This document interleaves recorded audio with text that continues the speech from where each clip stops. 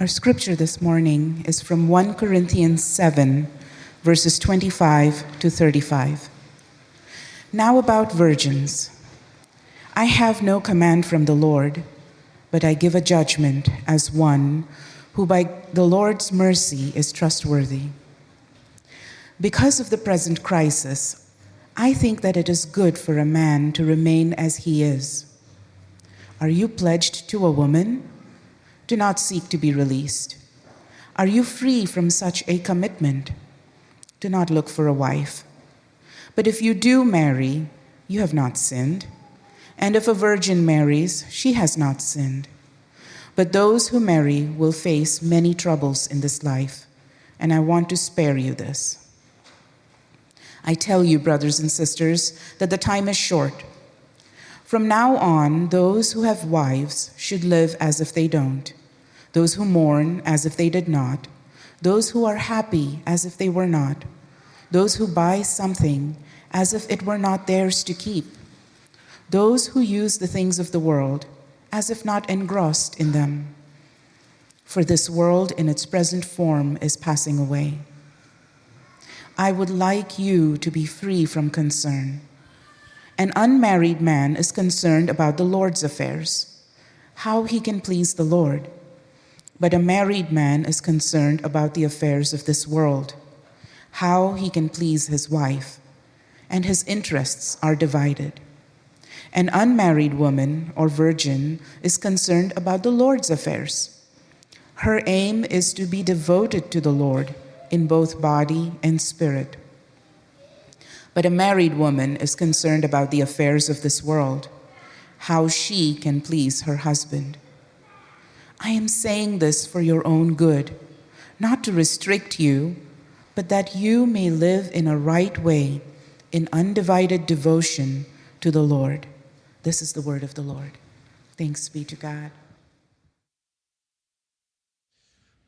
Imagine that you had house guests who, as you sat down in the room to watch TV together, picked up the remote and proceeded to be in charge of what you were watching. Who go into your kitchen and proceed to make a meal as they like it, and they're making a huge mess. They're using up ingredients and kind of owning the space. Or you wake up one morning and you hear the sound of the shower, and it's in the master bathroom because, well, they decided they liked that better than the guest bath, and so just walked in, and then later, even the indignity of they used up all the good shampoo. And you come home and you're like, the furniture has been rearranged, my cabinets, everything has been put in a different place. What would you think? You would think, hey, I told you make yourself at home, but I didn't really mean it like you have taken it. You have acted here not as if you were a guest, but as if this is actually your home that you own, that you're in charge of. And something like that misapprehension of how we live in this world is what Paul is getting at in this passage, where Paul is saying you have treated this world as if it's your forever home, when actually you're to live here as a guest, as somebody who is in a space that doesn't actually belong to you and will not be your forever home. Now, there's some unusual things about this passage for us to be able to understand and get our head into. The first is, did you notice how Paul starts there in verse 25? He says, I have no command from the Lord, but I give a judgment as one who by the Lord's mercy is trustworthy. So Paul is specifically saying here, I am not telling you you have to do this, but I am telling you what you really, really should think about doing. This is more than just hey, here's my advice, take it or leave it, because this is coming from an apostle, somebody with wise judgment. Yet at the same time, he's making it clear that there is space for the Corinthians and for us to use our judgment of how we think about the application of what Paul is saying here. And so that's unusual. The second thing that's unusual is how in the passage, and I think for us, it's almost like there's two audiences in view. So this is, I think, a message for all of us. How do we learn to live lightly in this world? How do we learn to live as guests with a true future home in mind? And at the same time, it's honed in, and this is particularly as a part of our sermon series, this is about singles. And how, if you are single, you are to consider to live. And I think Paul sees that as the vanguard or the embodiment, the model of what he is saying for all of us is especially or particularly true for people who are single. And so in some ways, this is for all of us in terms of our mindset. It's especially then for considering how do we understand singleness. And then it's for the whole church to say, well, how are we a church that receives, supports, learns from, benefits from, is challenged by our single brothers and sisters as they live into what Paul says here? So I want to think about three dimensions of how we live according to Paul's judgment here. And the first is, how do we live in a troubled world? How to live in a troubled world. Paul says in verse 28, those who marry will face many troubles in this life, and I want to spare you from this. Paul is in part of a larger conversation here that certainly the Corinthians were aware of, that in the ancient world, especially amongst philosophers, there was very much a debate of, should you get married? Maybe you shouldn't get married, some of them taught, because, well, frankly, there are a lot of challenges and troubles that especially go with marriage, and maybe your life is a little simpler, a little freer, a little happier without those troubles that go with marriage. And so Paul is entering into that discussion, and there's ways in which I think Paul is sympathetic to it, and there's ways in which he sees it very differently. But there's also, I think, a particular dimension, especially for the Corinthians. Look at verse 26, and he references there, he says, this present crisis. And it seems that there was something going on, especially for the Corinthians, that is making this even more pointed in terms of the troubles of this life. Perhaps it was a famine or a series of famines, shortages of grain in the Eastern Mediterranean world that would have produced significant economic hardship for them.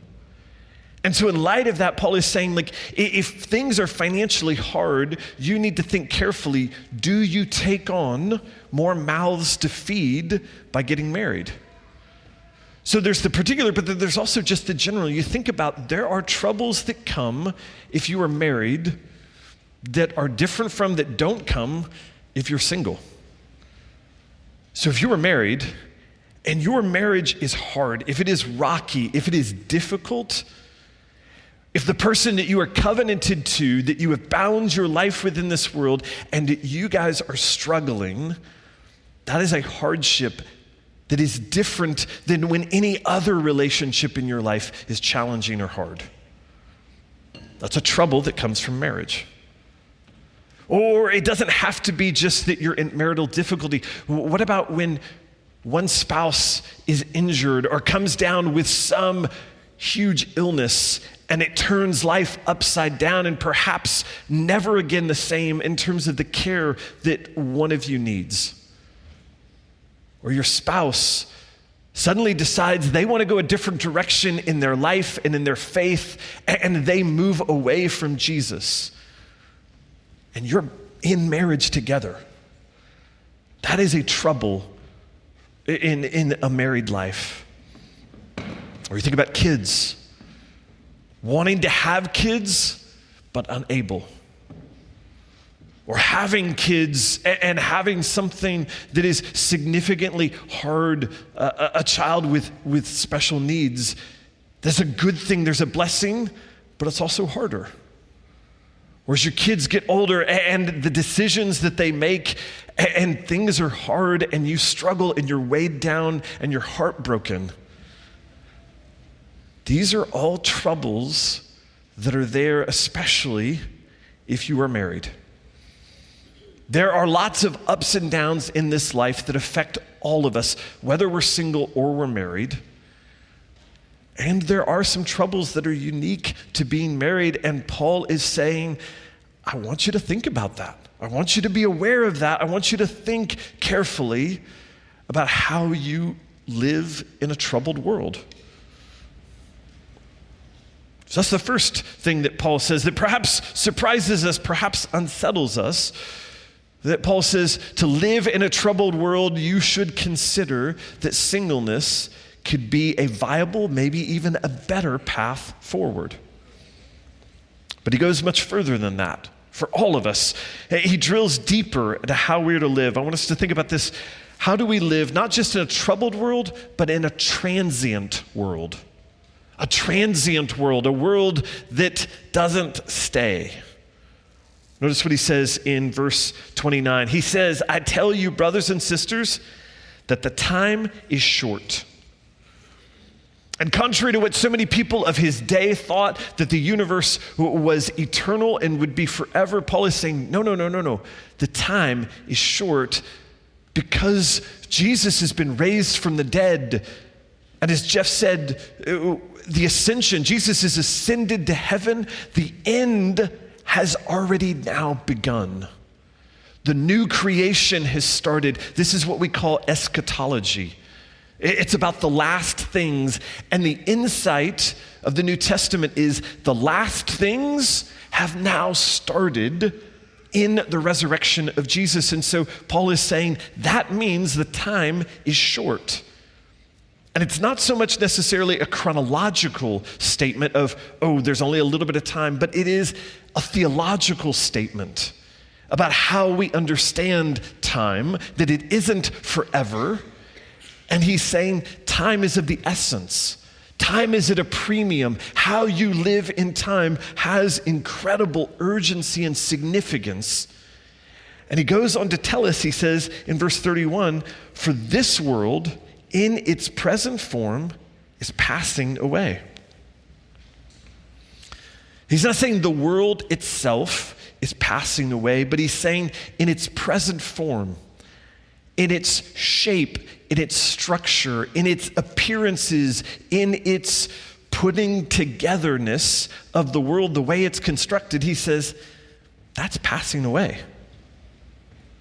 So you think about all of the things that we think characterize the world, like marriage and children and private property and going to a grocery store and the stock market and the bond market and schools and movies and nation states. Paul says all of this is temporary.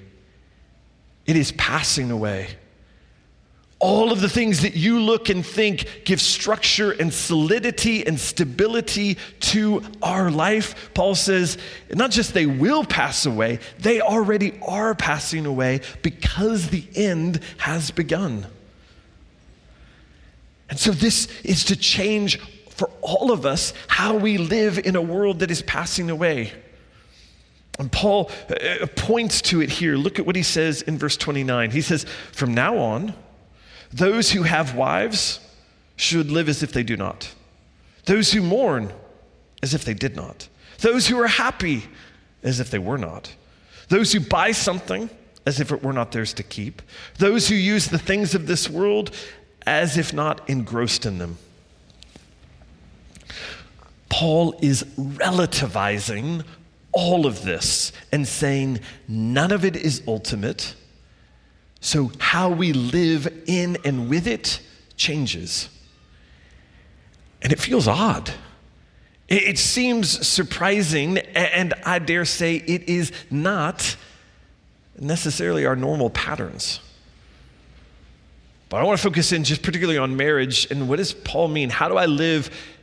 I'm married. How am I supposed to live as if I'm not married, and yet I am married, and I'm serious about being married, and yet somehow I'm serious about living as if I'm not married? What just some ideas. Let me throw a few possibilities out there. So one came to my mind when our kids were little and we would put them to bed, that we would usually, we had a pattern, we'd say, I love you very much, but who loves you even more? And then they would always yell out, Jesus, which is a way for us, in a really good way, to say, look, Jesus loves you more than we do. His love is what's permanent and stable and what you can trust. And that's true, but this passage makes me think about it from another direction, and not just with my kids, but with my spouse. What would it look like if I told Aaron, I love you very much, but I love Jesus even more than I love you? And you'd think, okay, that makes sense. It's not the most romantic phrase that rolls off the tongue, but it makes sense. But what if you pushed it even a step further and I said, Aaron, I love you, but because the world is passing away, I don't love you too much.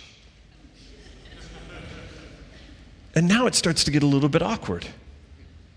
Now it starts to not feel like the kind of Hallmark card I'm going to pick up on Valentine's Day.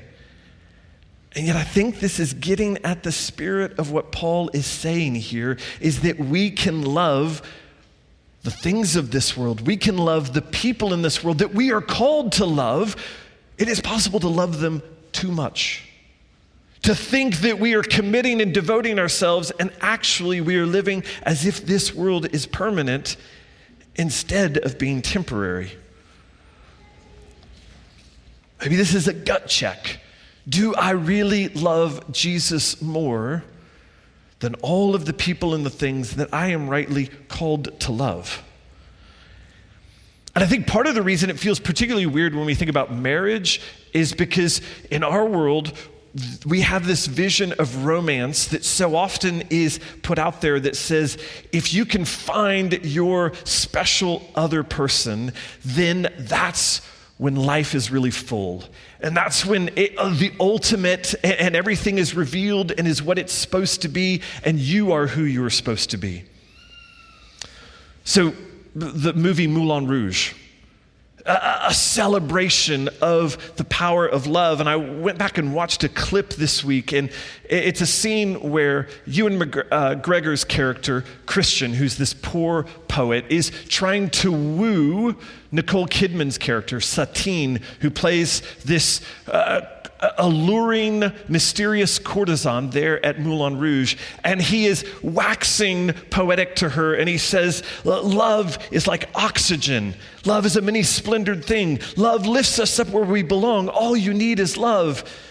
And he breaks into this mashup of pop love songs, and her reluctance melts in the face of his ecstatic embrace of love. And there's this sense of, they say, we can be heroes for just one day if we dare to love. That's where life is. And I found myself watching the clip again, and I thought, this is stirring, this is beautiful. And then I thought, no, wait a minute. This isn't true. This is not the picture of what romantic love actually is. This getting carried away and saying it is the be-all, end-all of what it means to be human. And how did we get to this place where that is how we are thinking that we're supposed to think about love?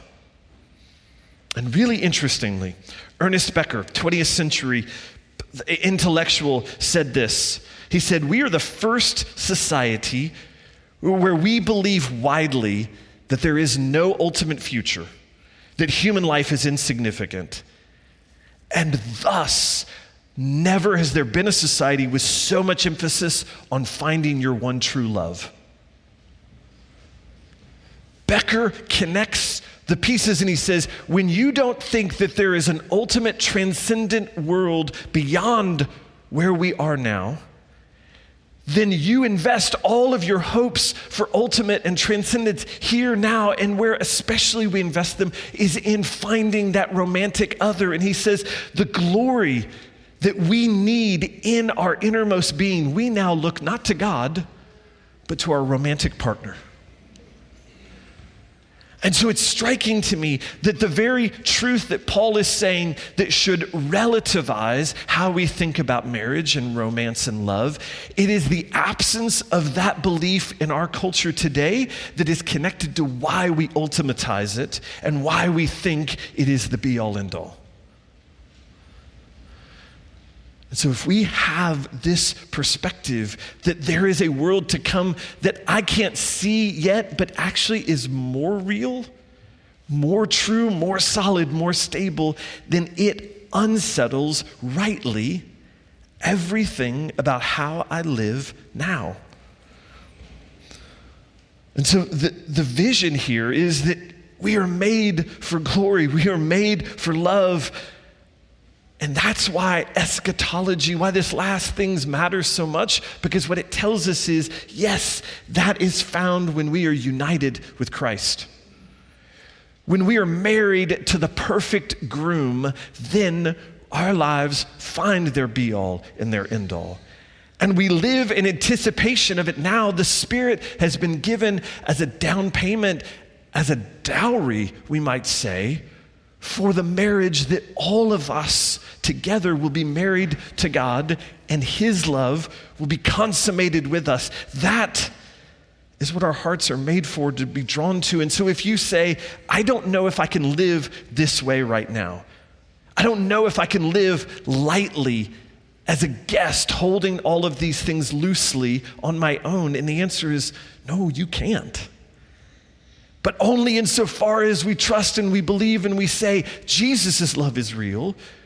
Christ's love will be consummated for me and is wooing me even now to be lighter, to sit lightly with how I live in this world, in this moment.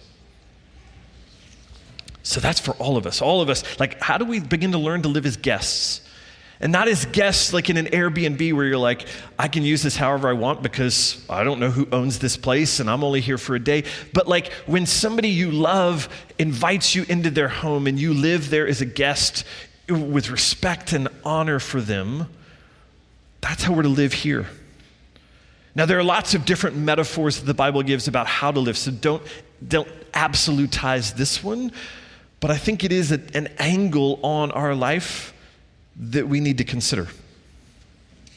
And then specifically, I want to say for singles, singleness points toward what is most real. To live as single now is a foretaste, is already to participate in this truth that Jesus' love is enough and is sufficient and will be what satisfies all of us as single to each other, married to Christ. That's the meaning of singleness as a sign and a pointer to the sufficiency of Christ's love. So how can you live now into that meaning? That's where Paul goes here in the third part. How do we live in the overlap of the worlds?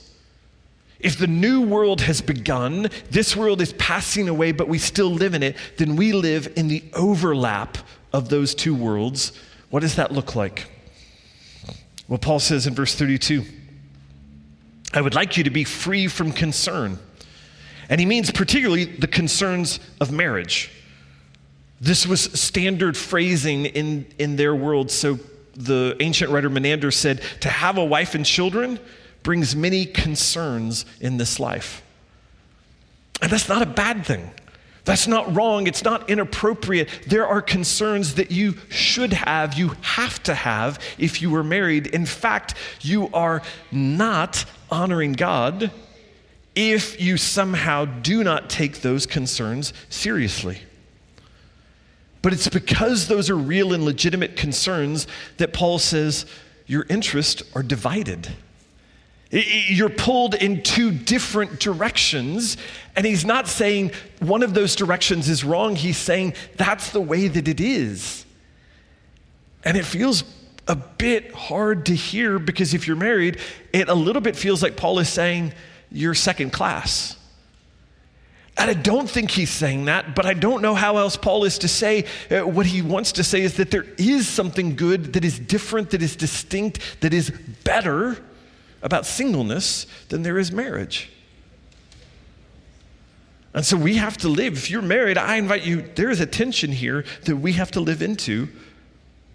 And I think if you reflect, you go, okay, yeah, there's some truth in that. I feel that sense of there are things where I am divided and they're both good. And you have to navigate it. Paul is saying that in comparison, he's saying to be single gives you the opportunity to be single-minded for the Lord. To be single-minded where your interests aren't divided, but they're far more joined up and united. You don't have any more time if you were single than if you were married. We all have the same amount of time. But it is fair to say that people who are single have more control over their time. They have more flexibility with their time. So, what can that look like? All of these are suggestions that I have heard from people who are single. So, one, and I think it's important to start here, it doesn't just mean I've got more time to do things. It may mean I have more time simply in my devotion and my worship. I have more freedom and time for prayer.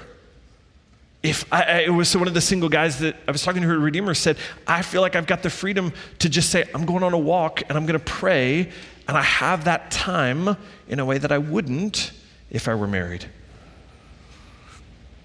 There's a way in which it's not just time for devotion, but it is a time, there is more opportunity for time for kingdom activities, for sharing your faith, for caring for those who are poor, who are vulnerable, who are marginalized, leading a Bible study, or even bigger. So Trina Helderman, one of our members, she would say that her work as a doctor that has led her to places like refugee camps in South Sudan, that work has been significantly enabled by her being single.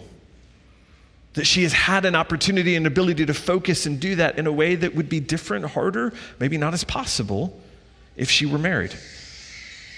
Or one of the guys said, I have the flexibility. My 87-year-old neighbor needs help. At night, I can, on the spur of the moment, go and sit with my neighbor and help them in that moment.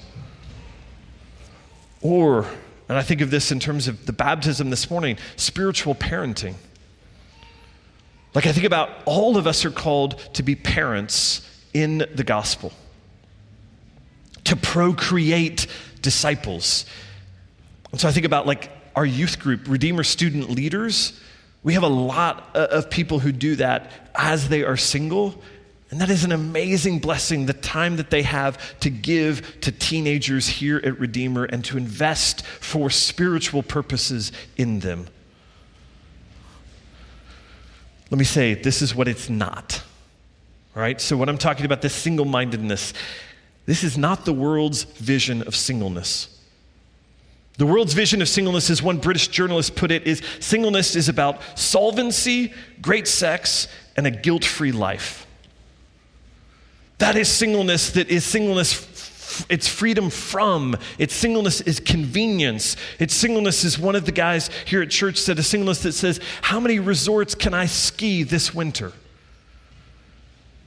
Not necessarily wrong or bad, but is it wise? Is it the most opportune investment? Or is it a living according to the sacred modern values of autonomy and of freedom and of control and of the search for individual fulfillment? Sam Albury, a single Christian leader, pastor, says, I can easily become anxious about the things of me. It's easy to do what I want, how I want, when I want. And so what is the vision of singleness that we have?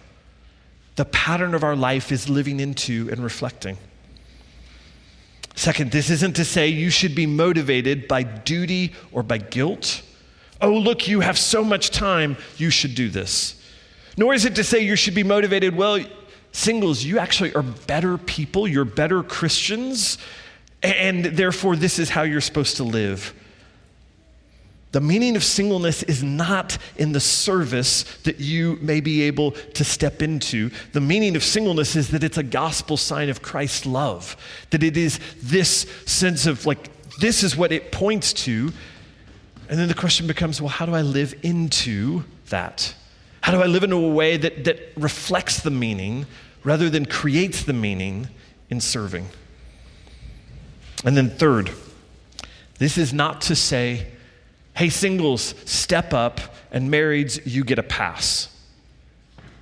This isn't to say that somehow, okay, we got a lot to do. Singles, I need you to step up, and marrieds, well, I know you've got a lot of concerns and troubles. Don't worry about it. All of us are called to step into serving. It is a function of being a member of one another in a church. So when we had the Discovering Redeemer, our members class dinner the other night in our house, we were sitting in our basement and we were talking about how do you actively serve and participate as a member. And I did not say, okay, now, hey, you singles, you and you and you, I really need you to step up. Here's some of the ways to do. Marrieds, you're okay. No, it's for all of us. It's just that there is opportunity, Paul is saying, in a particular way, if you're single. So, how does this all land? So, to singles here at Redeemer, whatever age you are, I want to say, I want to commend this path and this vision to you. That this is a real, live, viable possibility. How should my life look? How should I live into my faith? Paul isn't saying you have to do this, but he's saying this is really worth considering. And I want to commend it to us as a church. Second, to marrieds, I want to say to us, we need to live into the tension and the goodness that says, this is the gift in my life that I'm married. This is the calling in my life that I'm married. This is what a picture of what Christ's love looks like in marriage. And at the same time, Paul is saying that there's something about singleness that's better. And there's simply a tension there. And I feel a need to be humbled in that and to say, God, I'm called to walk in the path that you have set for me. Not in the path you've set for somebody else, but in the gift and the calling that I have. And to follow, and even as the end of John's gospel, when Jesus has spoken to Peter and predicted that Peter will die for his faith, and Peter's following along, and he sees one of the other disciples coming, and he says, well, Jesus, what about him? And Jesus basically says, Peter, you follow me on the path that I have given you. And that's a good word for all of us. And then third, to us together as a congregation, how can we be a church that is mature enough and worthy enough to receive these kinds of gifts of singleness? To actually be a family, to be a place of support, to say that this is our primary family and we live in relationship with each other so that single believer siblings find the life that God has made for all of us in our relationships together, and they're able then to live into this single-mindedness that Paul commends. Let's pray together.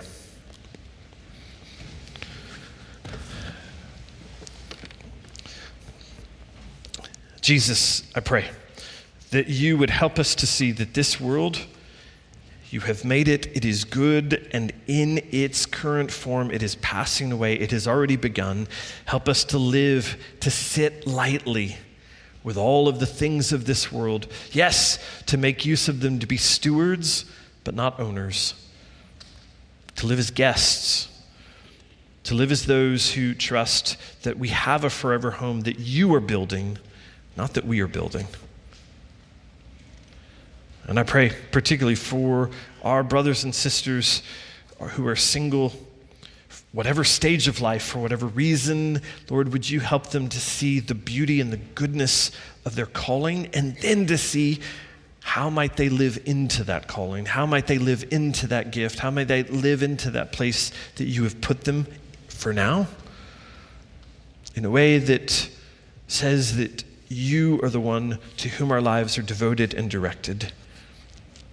And make us a church that lives together well in whatever stage, whatever calling, whatever gift, whatever place, because you are our Lord. And we ask Jesus in your name. Amen.